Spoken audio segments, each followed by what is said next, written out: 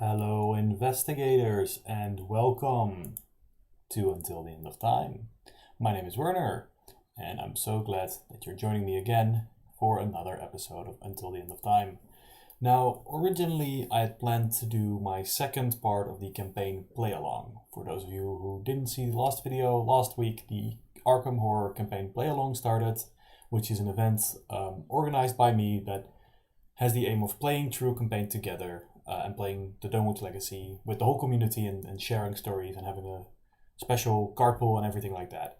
But, well, it's been a very busy week, and I also didn't quite feel like playing only a single scenario as a stream, and so after a little bit of consideration, I decided to do something a little different, and that is a review discussion. It's a little bit in between of player cards, specifically the player cards from the Innsmouth Conspiracy cycle.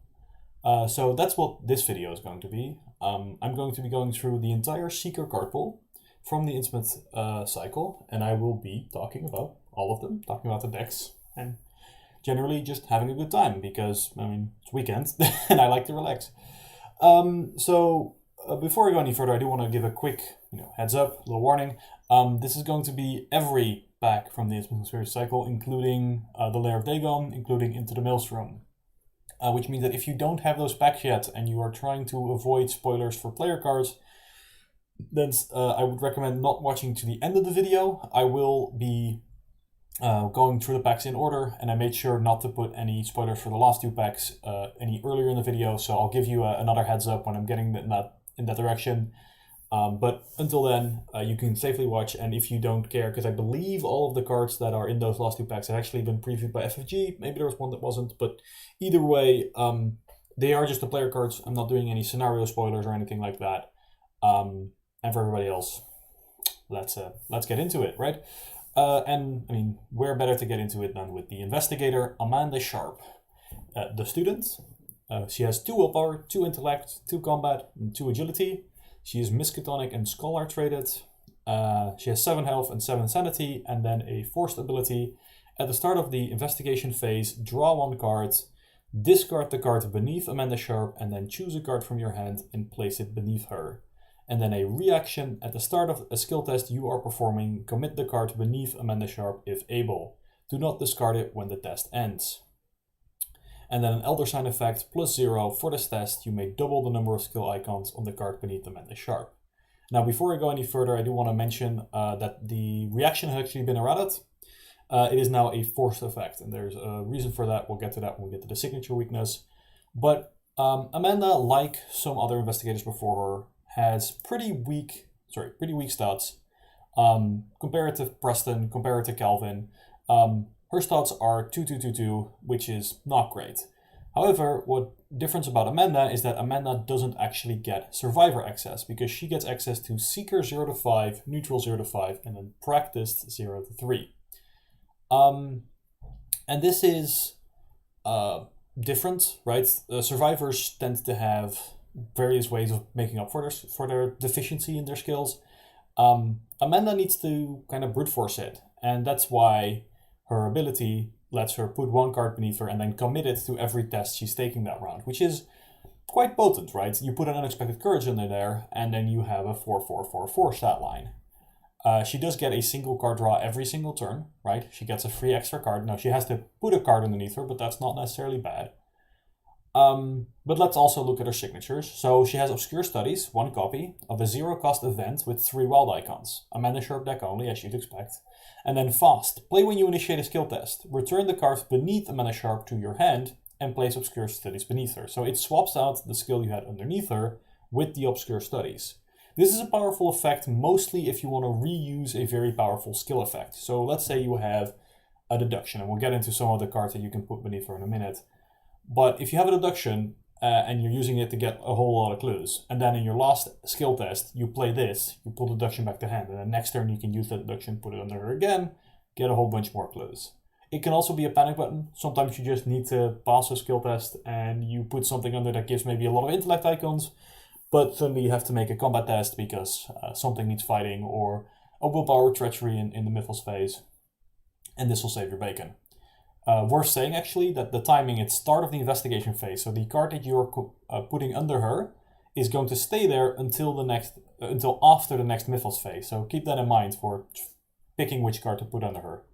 And then finally, her weakness, Whispers from the Deep, a single wild icon skill weakness, curse traded. This skill's icon subtract from your skill value instead of adding to it, and then forced when choosing a card to place beneath Amanda Sharp. If Whispers from the Deep is in your hand, you must choose it. So you can get a little messed up by this card. I've seen it happen. This is why the forced effect, or why the reaction had to become a forced effect, because otherwise you could just put it underneath her and then never trigger her ability to commit it. That's now no longer possible. I think this weakness is really mild for somebody whose power is really high. Amanda's really strong, and the main thing with Whispers from the Deep is that if you draw it at any point during the investigation phase or the upkeep phase, and you are able to put it into a skill test before the start of the next investigation phase, then you can just commit it, because there's nothing on the card that prevents you from committing it to another skill test. At which point you can just get rid of it, right? Most of the time you can either use your own skill value or somebody else's skill value is high enough that it isn't going to really stop them from passing skill tests, and then you just don't have a weakness, which is really strong. That being said, you do have that forced draw at the start of your turn, and I have seen it happen multiple times in a row where somebody draws the top card of the deck and it's the Whispers and they just have to commit it. And it does shut off your entire turn. That's worth saying, right? Like with a stat line of 1-1-1-1, you're not really boosting out of that. Now, with those our signature cards, what other cards can we look at including in her? Well, Deduction is a staple in a lot of Seeker decks, and it gets even stronger in Amanda. I've got the level 2 Deduction up here, which gives you an extra clue if you succeed by 2 or more. Now keep in mind, her intellect is only 2, but Seekers do have other cards that let them boost their intellect. They maybe have a magnifying glass or the Hawkeye folding camera.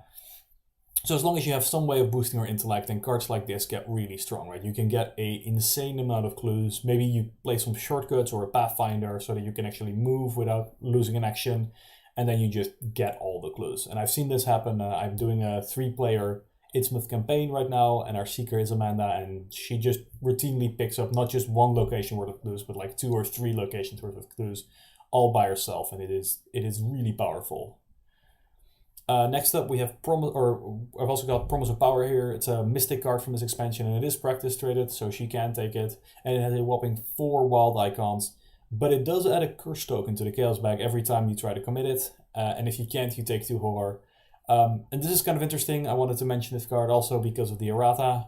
There is a situation where you maybe don't want to use the Promise of Power because it's pretty bad for you, but if you have this under her and you perform a skill test, you have to commit it. Now, with a stat line of 6-6-6-6, you probably are going to pass, but be careful, those curse tokens stay in there. And then finally, I wanted to give a quick shout out to the Dream Diary from the Dream Eaters expansion. It's a different expansion, but it has these 3 copies of the different types of Dream Diaries. All of them have this ability where at the start of your turn, you can search your bonded cards for this card called Essence of the Dream, which is a 2 wild icon skill card, and that gets added to your hand. And the Essence of the Dream basically goes back to set aside every time you play it. There's some weird timing things with this, because this is the start of your turn, and Amanda's trigger is at the start of the investigation phase. Amanda's trigger always goes first, so if you want to have the Essence underneath Amanda, you're going to have to wait an entire cycle of the round and then put it under her. That being said, I find that the main use for this card is actually just to buff your skill on 1 skill test and then do that every single turn. So you have a different skill under Amanda that gives you a powerful effect, something like a Deduction, and then you use the Essence of the Dream to actually pass your skill test, which is very good. Final little thing I want to note, Vicious Blow is a practiced card, which is the Guardian card that gives you +1 damage if you hit. I have heard tale of Amanda as a warrior, as a fighter, using the Time Worn brand. I didn't include it in the presentation because it's a bit out there, but I think it is a cool deck idea and pretty neat. A bit weird. Definitely think Amanda that's just getting clues is probably way stronger, but you do you. It's Arkham. Now, moving on from the Investigator, let's talk about the other cards in the Deluxe. And we have 4 of them. The Cryptographic Cipher, the Cryptic Grimoire, Deep Knowledge, and Plan of Action. And right out of the gate, I'll tell you that I'm going to leave the Cryptic Grimoire for a little bit because it is one of those untranslated Seeker cards that gets upgraded down the line. And I don't think... I'll talk about it when we get to the upgrades. But that still leaves us with 3 cards to talk about. The Cryptographic Cipher is a 3-cost asset with a single intellect icon. It is item and tool traded. It takes up a hand slot. And then it has 3 secrets as uses and a free triggered ability to exhaust it and spend the secret to investigate. Location gets +1 shroud for this investigation. Or as an action you can investigate, exhaust the cipher and investigate to and spend the secret. Sorry, I'm trying to shortcut it, but I'm actually making it way longer. Action, exhaust it, spend the secret, investigate, and it gets -2 shroud for this investigation. So this is a bit of a weird one. It is both a fast action to fast free investigate or a flashlight, but it's kind of not awesome in either side, which is probably for the better, right? If this card was too strong, then it would be an autoplay and everything. And at 3-cost asset, this is a bit pricey to include, but it is pretty powerful. So it has some interaction with both of the investigators from this deluxe that can take it. As Amanda, if you get a extra investigate, because you use this and the free trigger to get an extra investigate, you can use your skill underneath you one more time. And then there's Trish, who we'll get to when we get to the row cards, who of course likes investigating without provoking attacks opportunity, which we'll get to at a later point, but it is important to know. So how good is this card? Well, if it was 2 cost and a hand slot for 3 flashlights, well, that's literally flashlight, right? That's where the baseline for this card is. And so this is just a worse flashlight if you're using it for that. If you are using the top ability, and I think the fast ability, the free ability is the important one, you do have to contend with +1 shroud, which is not nothing. I think making your investigates harder with your hand slot is not usually what Seekers do, but getting bonus actions is very nice. In general, I would expect to see this card get played a bit, and then probably get upgraded out when you get to some more powerful tomes or something else that takes up your hand slot. I don't think it's a bad card to run, and I definitely think you should try it. If you, it does have that nice flexibility where if you just want to clean out a low shroud location with a bunch of clues, you can do so very quickly. And then if you need to get down through a very big shroud location, you can get that -2. And there's also one more card, or there's a couple of more cards later in the cycle that care about secrets. We'll talk about those when we get there. All right, taking a real quick break to grab some water and check if there's anything happening in chat. Looks like we're good. All right, moving on to Deep Knowledge. A 0-cost event, willpower and intellect icons, insight and cursed traded. It's also 0 XP, sorry, all these cards are 0 XP. As an additional cost to play Deep Knowledge, add 2 curse tokens to the chaos bag. Investigators your location draw a combined total of 3 cards, and you get to decide how many cards everybody draws. I think this card is really cool, so this is the first time we're going to see curse as a cost.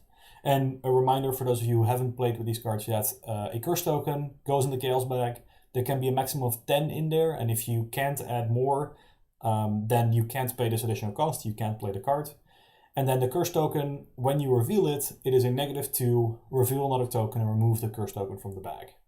So this is getting to draw 3 cards for free, which is really strong, at the cost of 2 -2s in the bag that also reveal another token, which I think is a really good trade. I don't think it's necessarily terrible to have a bunch of cursors floating around in the bag. I think most people, when they first saw cursors, were a little too worried about the worst case scenario. And it turns out a lot of the cases you'll just draw a curse token into a -1 or 0 and pass the test anyway. And if you don't pass the test, then was it really that bad? There are obviously campaign or group specific parts where maybe you don't want to have too many curses. We'll talk about that too later. Curses is of course a big part of the cycle, and I wanted to give it its own moment to shine. But I don't think this is a very bad cost to pay, and it's worth saying that this is comparable to I think it's Dunwich cards, that is Preposterous Sketches. 2-cost event, also 0 XP, that draws you 3 cards if there's a clue at your location. This card is the same, but it doesn't cost 2 resources, it costs 2 curse tokens, which I think is better. And this also lets you spread the cards around. If you, as the Seeker, already have plenty of card draw, you can give the card draw to your teammates, which is really good.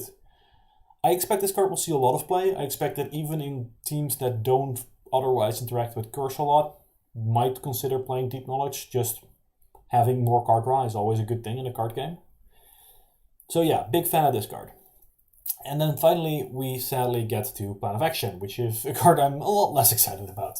It's a practice card, practice skill, 1 wild icon, and then if the skill test is during or before the first action on your turn, Plan of Action gains a willpower icon and an agility icon. If this skill test is between the first and third actions of your turn, draw 1 card if it succeeds. If the skill test is during or after the third action of your turn, Plan of Action gains combat and intellect icon. Man, this card could have been so good, but it's not. Okay, so let's talk about... The first thing about this is the same ruling as Quick Learner, which is that this card only does something during your turn.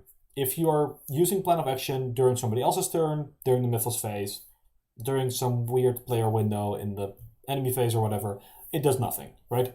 None of those three riders apply at that point, and it's just a single wild icon. And to be clear, a skill that's only a single wild icon is not good, right? That is a bad card. That is not a card you want to include in your deck.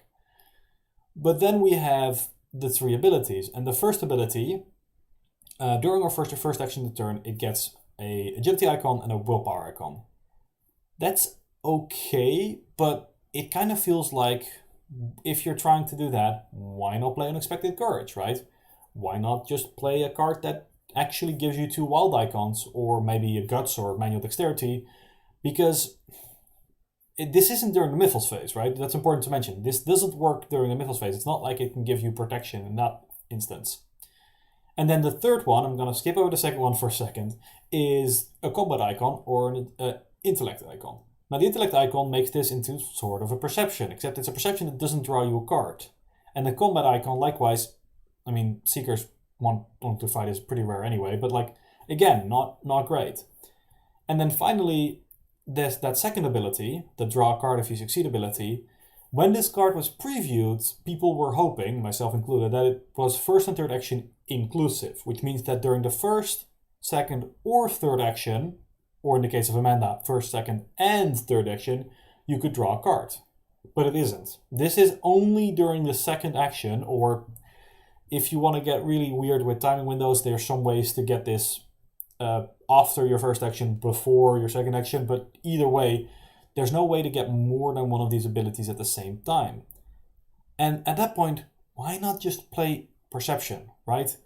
In Seeker, most of the time, if you want to get card draw, you have plenty. You have really good card draw. And this is just... None of these cards, none of these versions of the card, wherever you play it, are better than just playing some of the core set neutral skills. And the added flexibility is not worth it, right?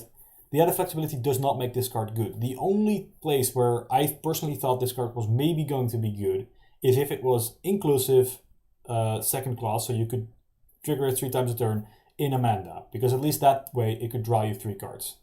As it sits, I just think this card is cardboard for in the binder fodder. I just don't think you should play it. I'm hoping that they'll do a taboo at some point where that ability becomes basically first, second, or third action, because I think this card could be reasonably good if it draws you a card if you commit it during your turn, right? During your first action, the agility icon's kind of nice, right? You may be able to evade an enemy that's stuck on you, get that card draw, get out of there. And third action, like, hey, you know, I'm a Seeker. I like intellect icons. So, yeah. I want to like this card because I generally like skill cards in this game. And this one's just not there. Alright, enough negativity. Let's get moving. We're going in too deep. And we're going to Devil's Reef, right? These are the first 4 cards from the expansions. From the Mythos packs, I should say. And we have our only... starting with our only ally in the cycle for Seekers. The Eldritch Sophist, a 4-cost asset, willpower icon. He does take up, I think it's fair to say an ally slot, ally Miskatonic traded, uses 3 secrets, and this is where it gets weird, because he can exhaust to move a secret or charge from an asset you control to another asset controlled by an investigator at your location. And now importantly, that doesn't use one of those secrets. Before going any further, I should mention he has 1 health, 3 sanity. So, Eldritch Sophist is this kind of secrets battery, almost, people have called him. Basically, you play him because you want secrets on other cards, not because his ability is that good. Moving secrets or charges is neat, and I think there might be some decks later down the line that are pretty good with him. The main problem is cost, right? 4 cost asset that takes up the ally slot. So it's not a freebie for you, right? You really do have to commit to this. You could use Charisma. You could use the Miskatonic Archaeology funding, which are ways to get more ally slots. In the end, you do end up in a bit of a situation where Seeker allies are generally pretty good, and this just makes some other cards better, and we'll talk more about adding secrets and charges a little bit later. He's expensive, but I like him. I like what he's doing, and I like where he's going, and I think I want to try a deck with him, and I'll talk a bit more about what could go into that deck later when we talk about another card that cares a lot about secrets. Next up, we're Stirring Up Trouble. A 0-cost event, our first XP card of the cycle, 1 XP, Combat and Intellect icon for an Insight Cursed card. As an additional cost to play Stirring Up Trouble, add Cursed tokens to the Chaos bag equal to your location's Shroud value to discover 2 clues at your location. So this card, very similar to the card we just talked about, that lets you draw 3 cards. This card just lets you get 2 clues. And that's powerful, right? 0-cost event that lets you get 2 clues. And it's balanced kind of interestingly because it doesn't necessarily become... it is not a fixed amount of curse tokens. If you are at a low shroud location that for some reason you don't want to just investigate and grab the clues at, this becomes kind of neat.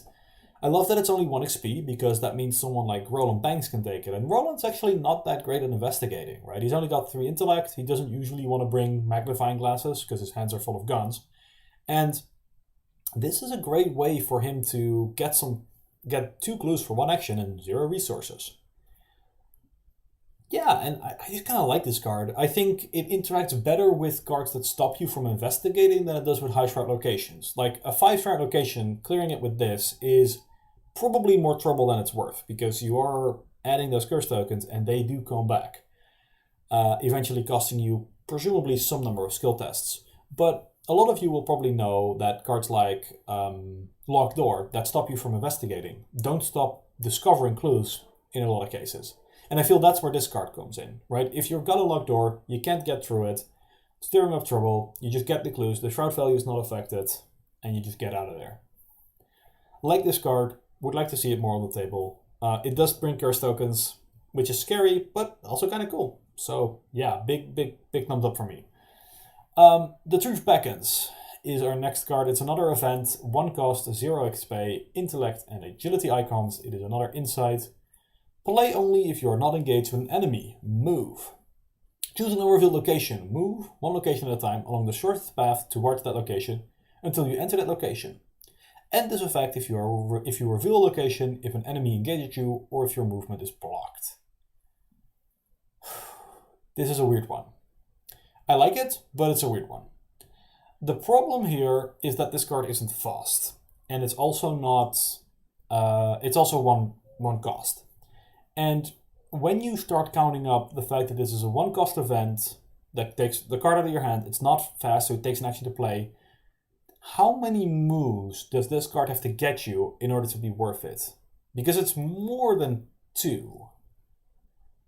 If you just play this for 2 moves, so you're in a location, you have a revealed connecting location, and then you have an unrevealed location connected to that, then you play this, you move and you move, but at that point, Shortcut is just straight up better. Shortcut not only gets played whenever you want, or well, during your turn, but it is fast, and it costs 0 resources, but it can also move you into another revealed location. It's way less restricted.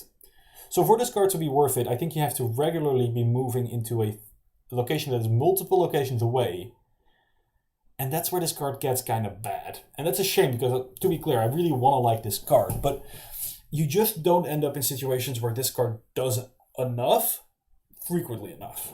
That being said, I think it might be more scenario and campaign specific, in which case, if you have access to Adaptable, this card gets very interesting. Adaptable is a rogue permanent card that lets you put in 2 level 0 cards for free by taking out 2 other level 0 cards, and it's a 1 XP card. And it's really good. I think that this might be a good adaptable target, right? If you are in some campaigns, you'll end up in situations where you might be backtracking across the map a lot.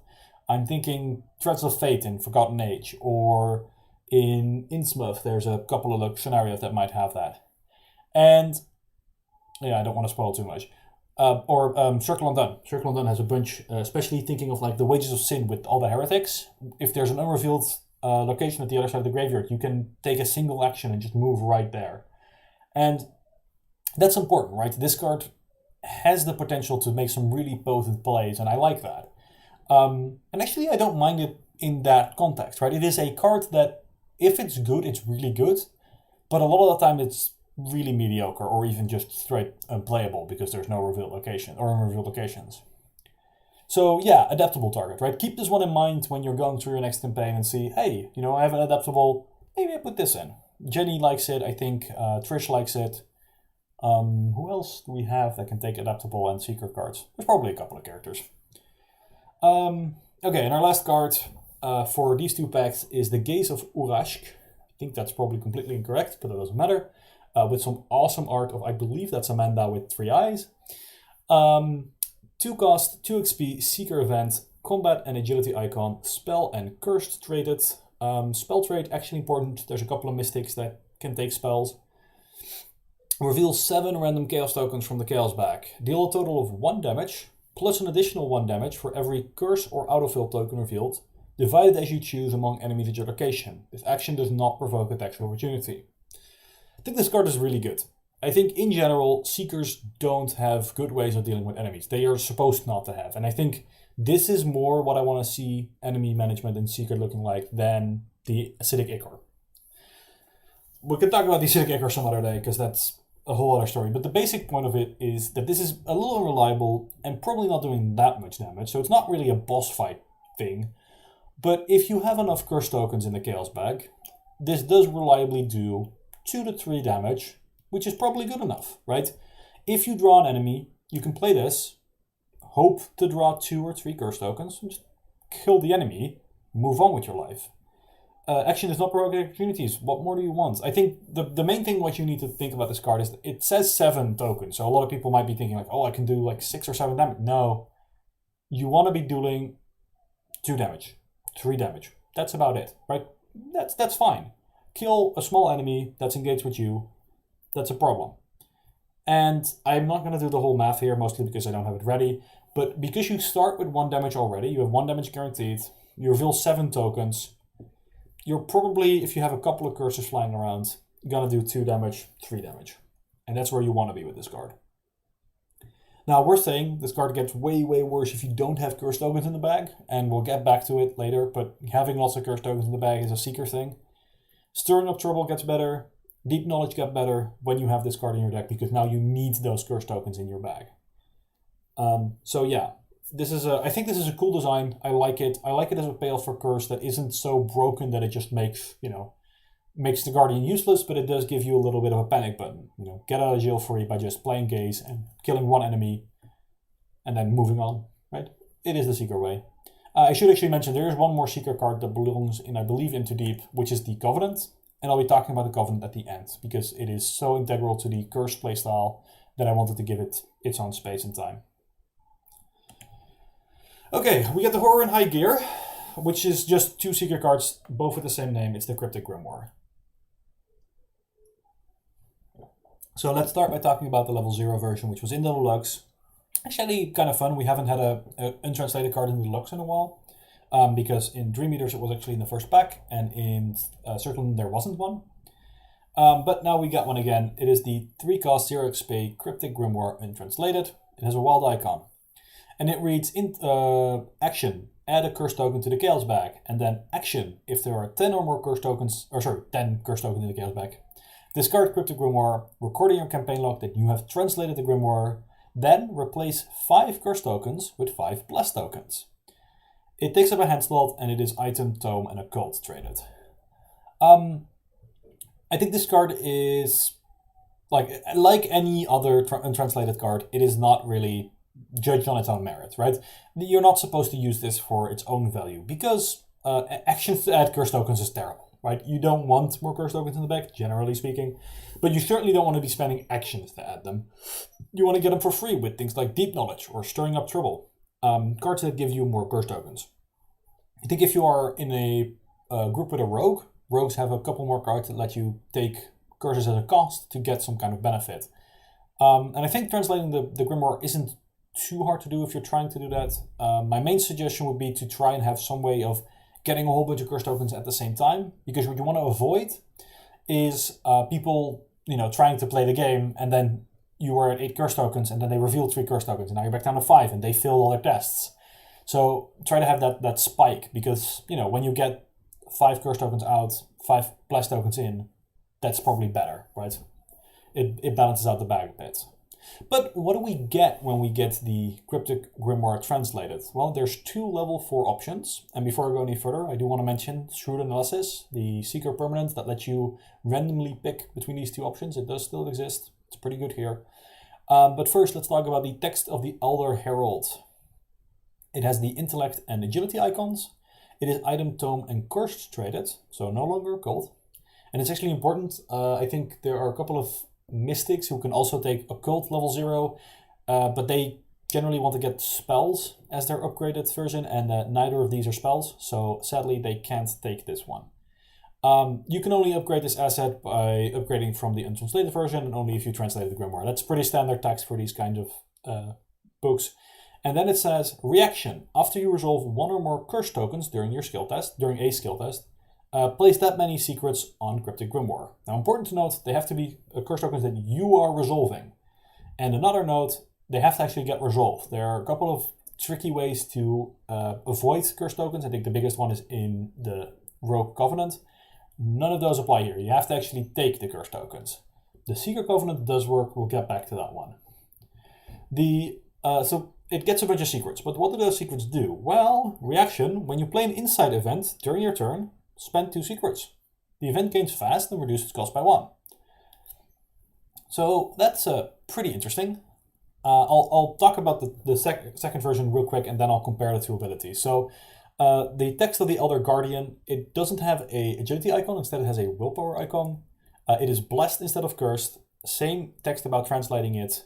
Same text about putting a secret on it by resolving curse tokens. But then reaction. When you would draw the top card of the encounter deck, spend 5 secrets, draw a card from your deck instead. That's just really cute. I love that idea of like, no, I don't like that deck. I think I'm gonna draw from this deck instead. Okay, so both versions are 3 cost, 4 XP, assets that take up a hand slot, right? Those are hefty costs. How good are they? Well, making events fast, I think is really good. Reducing the cost of events is pretty good.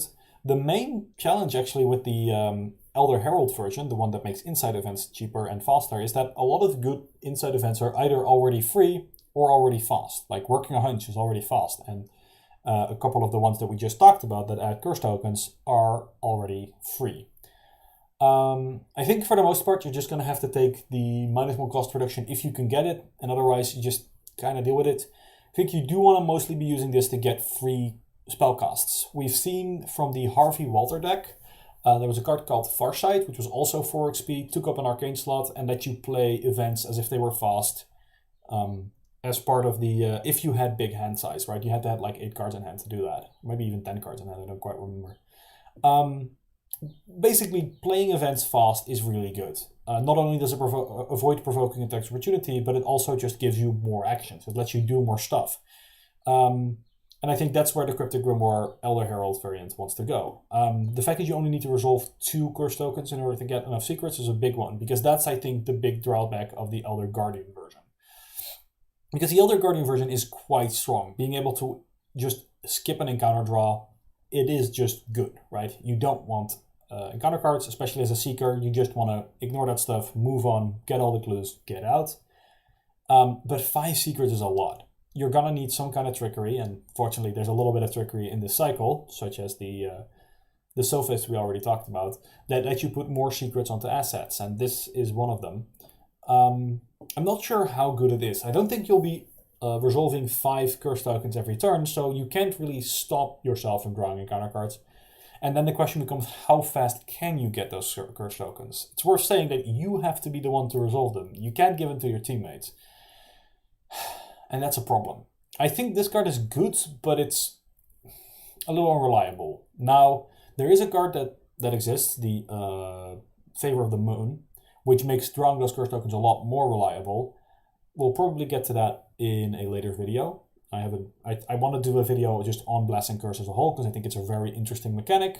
But for now, I think Cryptic Grimoire Elder Guardian has a lot of exciting text, like, oh, you just get to skip your encounter draw and you get to draw your own cards instead. But it is held back by a pretty hefty cost. I don't think it's unplayable, to be clear. Like, I've been pretty down on some of the cards, but I think this card is perfectly fine to include. But you do want to realize that you're not going to get as much value out of this one as maybe some other cards. And now, before I go any further, I do want to repeat my warning. If you are avoiding spoilers for later packs in this cycle, we are quickly approaching the end of the cycle, and so the player cards, I believe the next pack is Light in the Fog, so you're still safe there, but after that, if you are avoiding spoilers for the Innsmouth Conspiracy player cards, the next picture will be the last picture you can look at before we start looking into packs that may or may not be released. Who knows? FFG's supply lines are currently a little bit of a mess. Not entirely their own fault. Oh boy, Light in the Fog. Well, Fae at least is an easy one. It's a 1 XP skill card, innate and cursed. It's actually one of the few innate skill cards that isn't Survivor this cycle, which is exciting because those go in Silas. It has a willpower and 2 wild icons, which is really good. Double icon cards are generally pretty strong, and this one is actually triple icon for willpower tests. And the text box is pretty interesting. So if a curse token is revealed during the skill test, you may return Fae to your hand when this test ends. So Fae is a interesting card because as just a 3 icon willpower test, like protection against treacheries and stuff, it's not bad. As double icon unexpected courage, it's okay. It's okay. And then that curse token is like, it's kind of weird. So it notably only gets returned to your hand after the skill test ends. So it does still count, unlike some other cards that maybe bounce to your hand when you reveal the token. The Fae card actually stays committed, applies its 2 wild icons, and then goes back to hand. Which is nice, because if you're drawing a lot of curse tokens, you probably want to get a little bit of boost to make sure you pass your test. The problem is going to be reliably triggering this. Now again, just talked about Favor of the Moon, and it can be avoided. It's coming back here too. Favor of the Moon lets you reveal a curse token, basically whenever you would reveal a curse token. And those two I think go together very well. I think Fae plus Favor is very good. Ultimately, this card is just a skill card, right? It just gives you a couple of icons, but there are situations where this card is better than its peers, simply because you get multiple uses out of it, and it provides quite a few icons. And finally, I do want to mention it has some very cool interactions with Amanda. I believe, and I haven't super triple checked it, but I don't see any reason why you couldn't. You can put this under her, obviously, and then if you get a skill test in Mythos phase, and then you use the Favor to reveal a curse token, you can pull this back to hand before Amanda's ability would force you to discard it. Which means that you could repeat this and use it multiple times, which I think is really neat. I think there are some interactions with this card that are not completely or immediately obvious. I think those interactions are quite cool. I do think ultimately it is a fair power level for a 1 XP skill card. It doesn't do more than just give you a bunch of icons and maybe get used more than once. Which is fine, right? Not every card needs to have a bucket of rules text. Which, speaking of a bucket of rule text, let's talk about Guided by the Unseen. Oh boy. 2 cost, asset, 3 XP, willpower, and intellect icons. It is ritual traded and it takes up the arcane slot. It uses 4 secrets.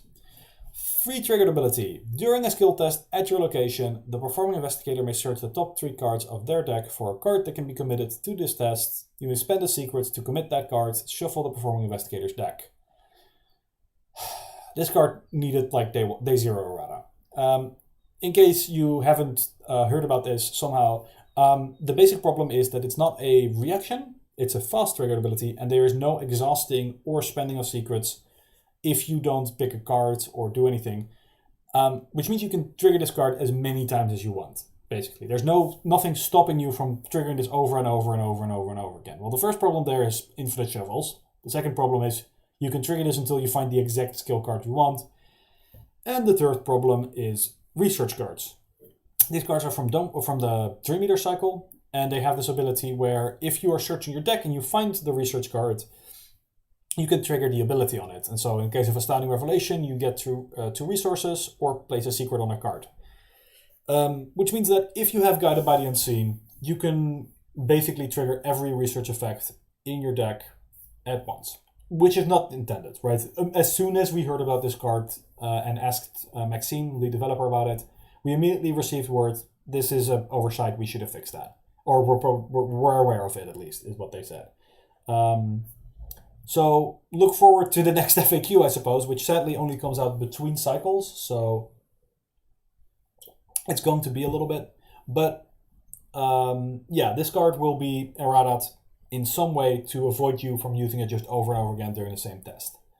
Now, what are possible erratas? It could be a reaction when a skill test starts. It could be limit once per investigator per round.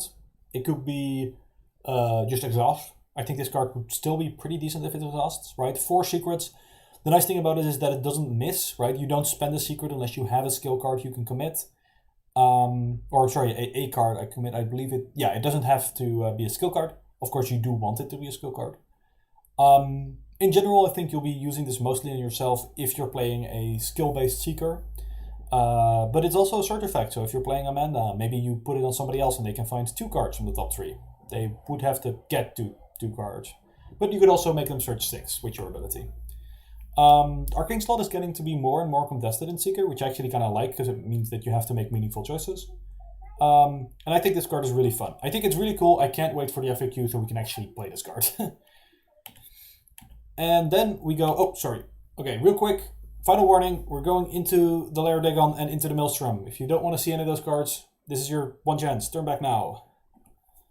Okay, Lair of Dagon and into the Maelstrom. We have 4 final Seeker cards. We have the Stygian Eye, Hyper Awareness level 4, Ariande's Twine. I know that's not how you pronounce that. I'm sorry, I'm just going to call it the Twine. And Ancestral Knowledge. Let's get started. With the Stygian Eye, Insight and Cursed Traded Event, 3 XP, 10 cost, and 3 Willpower icons. 10 cost event, oh boy. Fast, play on your turn and reduce the cost to play the Stygian Eye by 1 for every curse token in the Chaos bag. Until the end of the round, you get +3 to each of your skills. Okay, so it's a 10 cost card that isn't really a 10 cost card, right?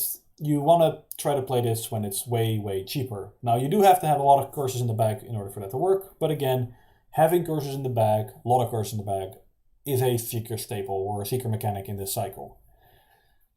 How good is it to get this effect? Let's start talking about if you could play it for free, right? You have 10 curses in the bag or you have some other way of reducing the cost. You get +3 to each of your skills. That's reasonable, but it's actually not super overpowered, right? +3 to skill test means that you can probably pass all of the tests for a turn with minimal investment, especially if you're just investigating. And maybe you're trying to do something that isn't quite in your strength. If you have maybe low combat or low agility and you're trying to fight something or evade something, this can be quite good. But you do have to have a lot of curse in the bag, and it's questionable how well +3 is going to balance against, 6 or 7 curses in the bag. 8 curses in the bag, 10 curses in the bag. And of course, those curses aren't going to go into the bag by themselves. You have to put in effort to get them there and keep them there. Now, I think one of the biggest places where I could see this card happening is in Joe Diamond's Hunch deck. Because it is an inside event, you can put it in his Hunch deck, and Joe plays the cards from his Hunch deck at -2 cost. So then you only need 8 curse tokens to make this completely free, and somewhere around 6 curse tokens to make this fairly playable. Joe, likewise, doesn't have the highest intellect, and he doesn't have the highest combat, but he does like to investigate and fight things. So getting +3 to both of those, as well as getting +2 to his willpower and agility, which are both fairly weak, means that he can probably handle everything for a turn. I think it's a cool card that has less of an impact than you might imagine, right? +3 is less good than you think it is, even for an entire round. I certainly wouldn't play this card if it cost me more than 4. Final note, the triple willpower icon is actually quite good. I think that's really nice. Okay. Man, I'm starting to get a short throat. We're almost done though. This is the last pack, so let's go. Hyper awareness, 4 XP version, 2 cost assets, 2 intellect icons, 2 agility icons. It is a talent. It uses 2 resources and it replenishes these resources at the start of each round. And then a free triggered ability to spend a resource from the resource pool, from your resource pool, or from hyper awareness to give +1 intellect or +1 agility for the skill test. So as always, or sorry, not as always, this is a card that is based on the core set talents, and we've already seen the Guardian and Mystic ones in the starter decks, Investigator starter decks for Nathaniel Cho and Jack Levine. I'm just completely blanking on the Investigator name. And now we see this one for Seeker, and slight spoiler, I guess, for later videos, we also have them for Rogue and Survivor. I think these cards are cool. I think they're, or maybe not flashy, but they're very functional. They basically give you 2 +1 skill value for every round, including the round you play them. I think these cards are quite valuable if you're trying to do high skill value stuff, right? I think this card is great in, for example, Amanda, where you want to investigate stuff, but you want to put skills under your investigator that give you benefits for successfully investigating, not just pure icons. And this helps with that, right? You get +2 to 1 test every single turn. In addition, while it's easy to get locked into these replenishing resources, you do still get all the benefit from the level 0 version, which is that you can just spend money to boost your test. And sometimes you just have to go very high, right? Sometimes you just need to crack that 6 shroud location for some reason, and like, this is the way to do it. Put a bunch of money in, investigate and get out of there. I have heard criticism that these cards being included in the cycle where Curse and Bless is included is a bit of a problem, and I kind of agree with that. I think that Curse and Bless need, of course, as many cards that have the mechanic or interact with the mechanic as possible, and they can't print any Curse or Bless cards outside of this cycle because they need the Chaos tokens, which are only in this deluxe, as far as we know. So that is a reasonable complaint that people would prefer these cards not to have been printed here, but in a different cycle. And that's okay. I don't think there's anything we can do about it now, and I think it's okay. I think Hyper Awareness is one of the better ones of the 3. Well, they all have their place, right? It's the 4 XP is a tough ask, right? It is difficult to put a 4 XP card in your deck that is this boring but practical, because there are a lot more exciting effects you could be doing. But then again, if you just need to pass a bunch of skill tests, this is probably just the way to go. Okay, next up, the Twine. Just gonna call it that. I know it's based on Greek mythology, so I assume it's a Greek name. It's the Minotaur story. It's the Twine from that story. I just don't know how to pronounce it properly. And it is a 3 XP asset that costs 0 resources. And it has 2 intellect icons. It is a ritual and it takes up the arcane slot.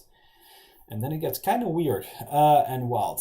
It uses 0 secrets. Secrets on the Twine can be spent as if they were on any asset controlled by an investigator at your location. That includes yourself, importantly. This is the card that lets you use secrets on it as if or secrets on anything else.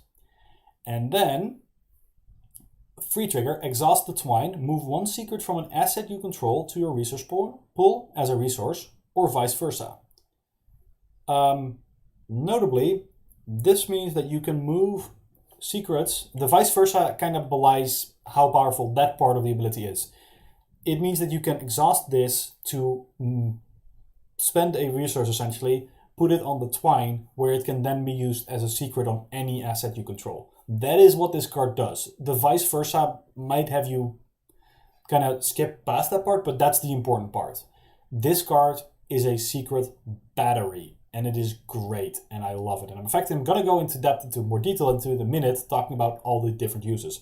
But for those of you who've been playing for a long time, probably around TFA, know that back in the day they were trying to do secrets as kind of this mechanic in this resource in Seekers, just like Guardians care about ammo and Mystics care about charges, Seekers care about secrets. And it never really like exploded. It never really became like a thing. And I think now with this Twine and with the Elder Sophist and a couple more cards that care about secrets, that deck is starting to become a real thing, and it's really exciting.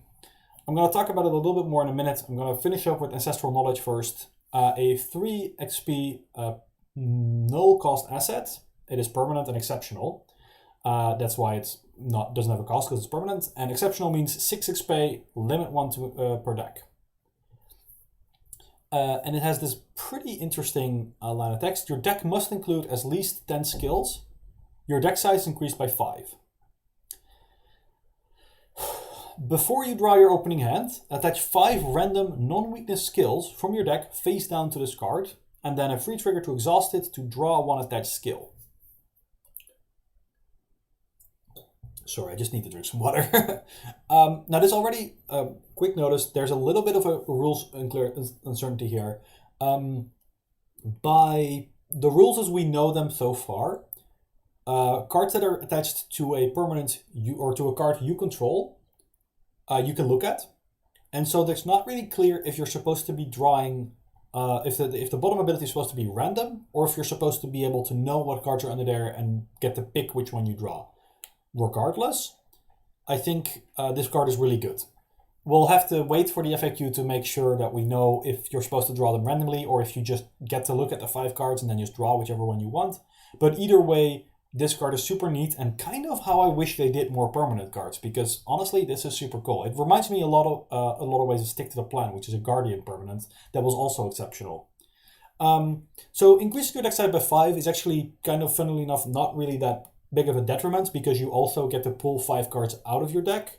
So you ultimately end up with the same deck size starting your deck, and actually getting kind of the upside of the bigger deck size without the downside, because a lot of Seeker decks may eventually end up looping their decks, at which point the only cards that are left in your deck are the cards that you haven't put down onto the table.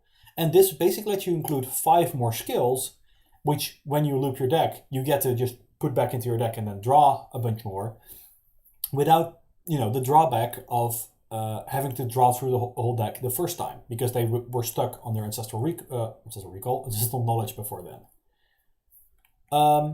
So who plays this card? Well, mostly I think it's a shoe-in in both Min and Amanda. Both of them have abilities that care about skills. Both of them want to get their powerful skills in hand early, often, and it's just great for both of them. 6 XP, put this down, get more cards in your deck. It's great. For Min, it means that she can, once she gets Analytical Mind out, she can use this to quickly draw a couple of extra cards. For Amanda, it means that you can start the game having already drawn a powerful skill, because if you keep your skill count a little bit lower, it means that you can reliably get a couple of good skills in Ancestral Knowledge, which means you can start the game off swinging. Great. In general, I just can't say enough good things about this card. There are more and more good cards in this game, and the ability to include 5 extra cards in your deck that don't dilute your deck's most powerful effects, but still are accessible to you, are quite powerful. I love it. Sorry, I feel like I'm rambling a little bit, but the basic idea is that because you get to take 5 cards out of your deck, the deck size increase isn't bad, but it does mean you get all the benefits, which is you get to include 5 more good cards in your deck, because those 5 skills are presumably quite good. Seeker has access to a lot of good skill cards, even if you're just looking at Seeker and Neutral. So yeah, love this card. Love it. Also, it does draw the card, which I believe means it might work with Harvey. Just a random thought there. And then I did promise talking about the Twine a little bit more. Secrets matter. So Seekers have already gotten quite a couple of cards that care about secrets, or at least that use secrets. And here we have just the starting of a deck. Now there's already a couple of other cards that either add secrets to a card or increase the number of secrets on a card or do other weird stuff with that. But I just wanted to talk about just the Twine. What can you do with it? Because this is only a 3 XP card, right? You could throw it in most decks over the course of the campaign and get some kind of value out of it. And, well, what would that value look like? Well, we already talked about the Cipher, right? And the Cipher lets you do free action investigates, albeit at +1 Shroud. Adriana's Twine, that's not how you spell that. It's Ariandra's Twine. Sorry. I keep thinking it's Adriana's, which is completely wrong, and it's my bad.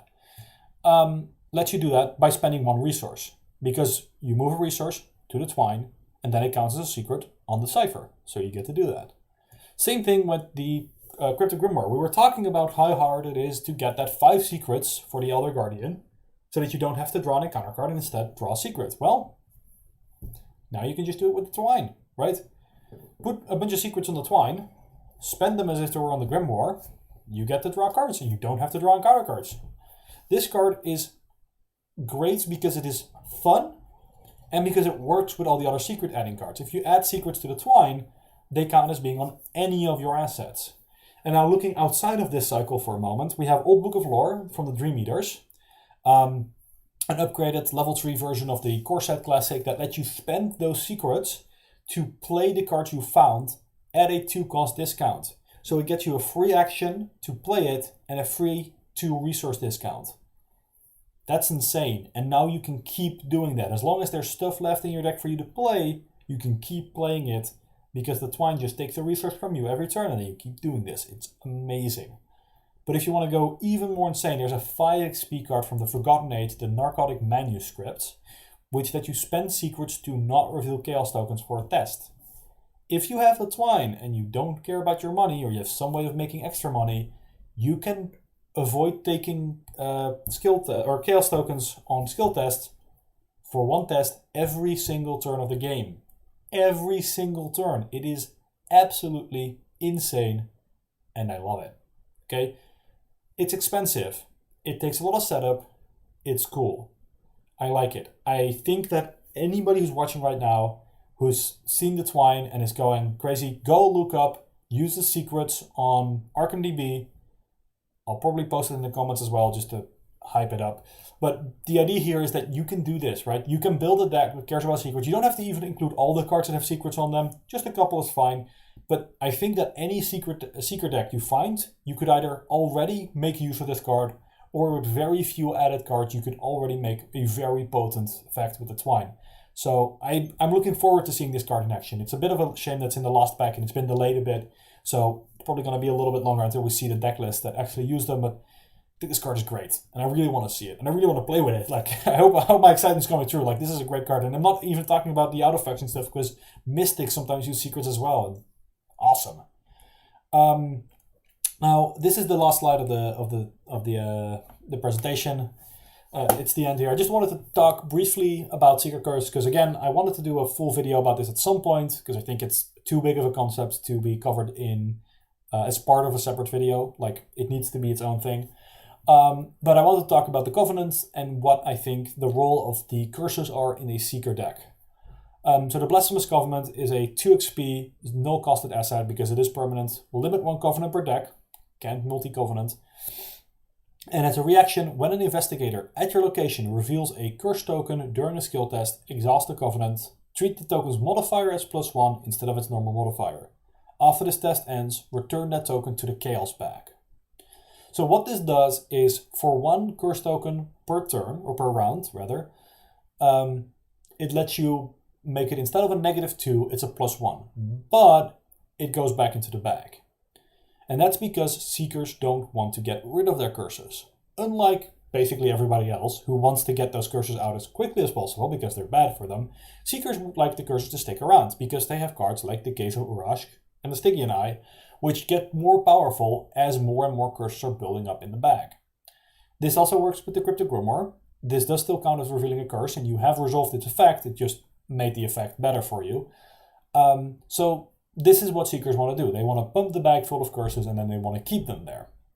This is of course somewhat tricky if you actually want to pass your test, because Covenant, the Blasphemous Covenant, doesn't necessarily stop you from failing all the other tests in your turn, and it's a tricky one, especially for the rogues who really want to succeed by 2. This card alone is not enough to stop them, but fortunately rogues do have some other tricks.